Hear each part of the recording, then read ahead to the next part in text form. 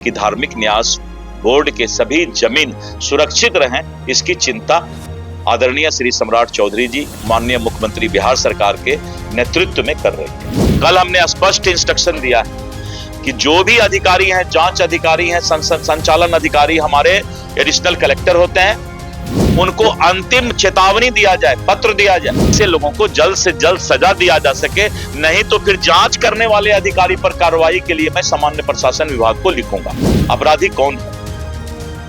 हमारा ही बेटा भतीजा है। अपराधी बिहार के बाहर का नहीं, कोई भी अपराधी, कोई भी देह हाथ ऐंठ कर चलने वाला रंगदार, उसको समाज बहिष्कार करना शुरू कर दे। राजस्व एवं भूमि सुधार मंत्री डॉक्टर दिलीप जायसवाल से जब पत्रकारों ने सवाल पूछा कि मठ और मंदिर पर लगातार अतिक्रमण को लेकर के विवाद जो है वो बढ़ता जा रहा है, इस पर उन्होंने स्पष्ट कहा कि मुख्यमंत्री सम्राट चौधरी के नेतृत्व में सरकार आगे लगातार मीटिंग कर रही है और उन्होंने कहा कि मठ मंदिर की जो आपसी विवाद है उस पर पदाधिकारी और जो धार्मिक न्यास परिसर के अध्यक्ष के साथ तथा राजस्व जो पदाधिकारी हैं उनके साथ बैठक की गई और बैठक में कई जो है वो उससे निष्कर्ष निकाले गए।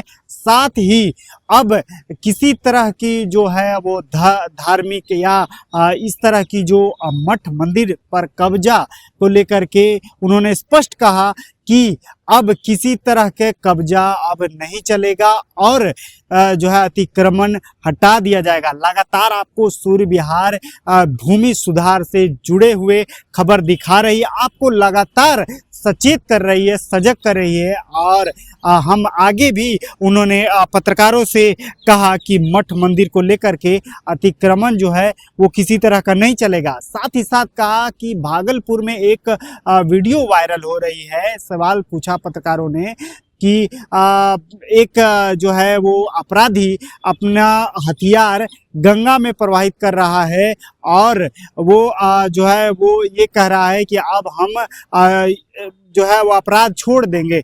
इसको लेकर के जब पत्रकारों ने सवाल पूछा तो उन्होंने कहा कि बिल्कुल स्पष्ट है कि अब अपराध मुक्त बिहार होगा। अपराध से अगर करना है तो बिहार को छोड़ना होगा, लगातार सरकार कह रही है। साथ ही साथ अब उन्होंने कहा कि हमें और सभी लोगों को सोचने की आवश्यकता है कि ये अपराधी कौन हैं।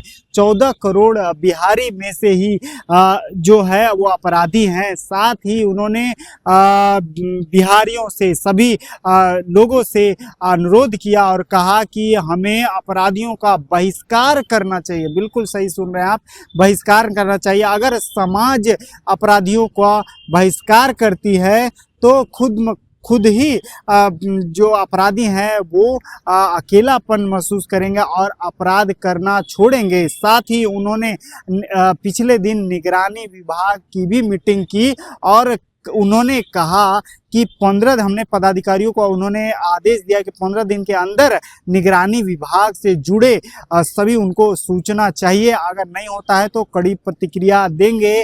और अंतिम प्रश्न जो बड़े ही उन्होंने कड़ी प्रतिक्रिया दी नेता लोकसभा में नेता प्रतिपक्ष राहुल गांधी पर।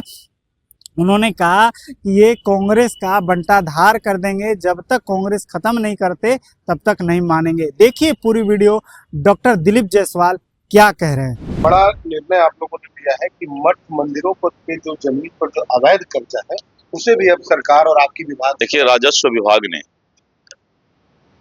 धार्मिक न्यास परिषद के जो सम्मानित अध्यक्ष हैं उनसे अनुरोध किया है कि हम लोग राजस्व विभाग एक बैठक बुला रहे हैं जिसमें धार्मिक न्यास परिषद के सभी सदस्य और उनके सचिव रहेंगे, लॉ सेक्रेटरी रहेंगे और राजस्व विभाग के सभी वरिष्ठ पदाधिकारी रहेंगे।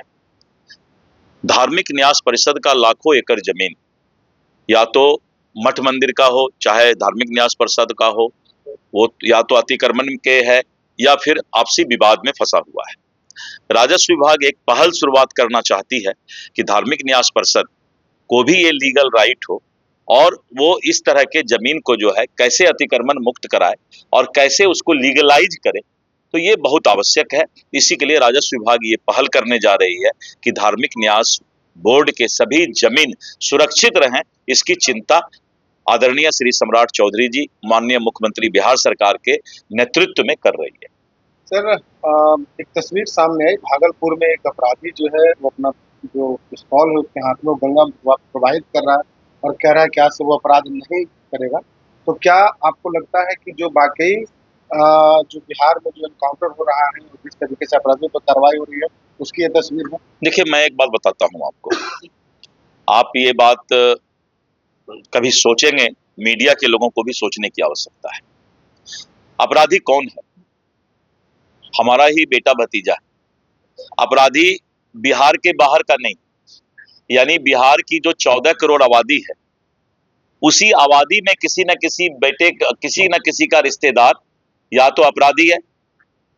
तो ऐसे लोगों को समाज में भी संस्कार और अपने बाल बच्चों पर ध्यान देने की आवश्यकता है और धीरे धीरे पूरे बिहार में ये माहौल बना है। हमने मुजफ्फरपुर में अनुरोध किया है जनता से कि अपराधियों को अपने यहाँ किसी भी तरह के कार्यक्रम में नहीं बुलाएं, भोज भात में बहिष्कार करें।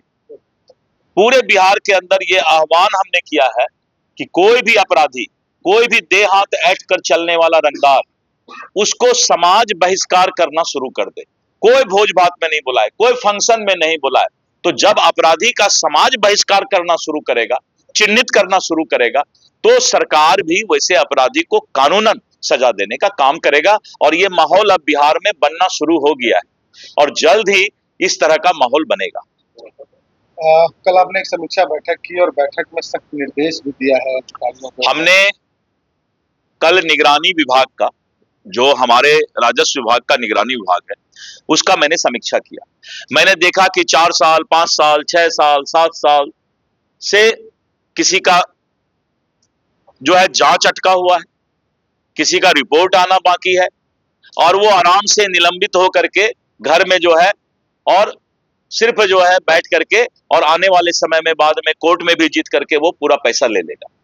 कल हमने स्पष्ट इंस्ट्रक्शन दिया है कि जो भी अधिकारी हैं, जांच अधिकारी हैं, संचालन अधिकारी हमारे एडिशनल कलेक्टर होते हैं, उनको अंतिम चेतावनी दिया जाए, पत्र दिया जाए कि अगर आप संचालन समिति के द्वारा जांच प्रतिवेदन 15 दिन के अंदर जमा नहीं करते हैं, ऐसे सैकड़ों पदाधिकारी हैं जिन पर जांच लंबित है और हमारे जिला के जो वरिष्ठ पदाधिकारी लोग हैं, उनका रिपोर्ट जांच प्रतिवेदन भेजने में देर कर रहे हैं।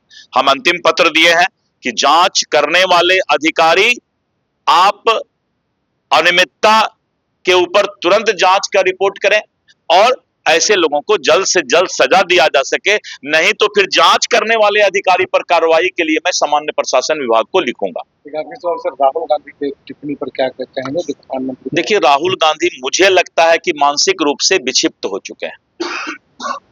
उम्र के हिसाब से उनका जो दिमाग डेवलप होना चाहिए, थोड़ा उसमें कहीं कमी रह गई है। अब मैं भगवान को दोष नहीं देना चाहता हूं, इसलिए वो आदमी कब क्या बोल जाता है उसको खुद भी पता नहीं, कुछ से कुछ बोल देना।